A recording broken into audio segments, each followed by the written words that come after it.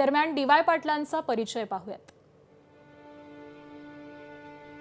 कोल्हापूर जिल्ह्यातल्या अंबपमध्ये त्यांचा जन्म झाला। 22 ऑक्टोबर 1935 चा त्यांचा जन्म आहे। ज्ञानदेव यशवंतराव पाटील असं त्यांचं मूळ नाव।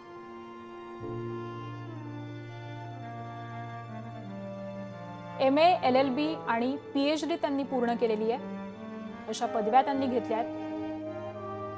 1957 ला कोल्हापूरच्या महापौरपदी त्यांची निवड झाली। पुढे 1976 आणि 1972 ला विधानसभेवरती ते निवडून गेले। 1991 ला पद्मश्री पुरस्काराने त्यांना गौरवण्यात आलं। त्रिपुरा, बिहार आणि पश्चिम बंगालचे ते राज्यपालही होते। शिक्षण क्षेत्रात भरीव असं योगदान आहे। नवी मुंबई, पुण्यामध्ये डी.वाय. पाटील विद्यापीठाची त्यांनी स्थापना केली। नवी मुंबईमध्ये आंतरराष्ट्रीय स्टेडियम देखील उभारलं। डी.वाय. पाटील ग्रुपचे ते संस्थापक आहेत। कोल्हापूर, पुणे, मुंबई, नागपूर, बेळगाव आणि पाटण्यामध्ये त्यांच्या शिक्षण संस्था आहेत। कायदा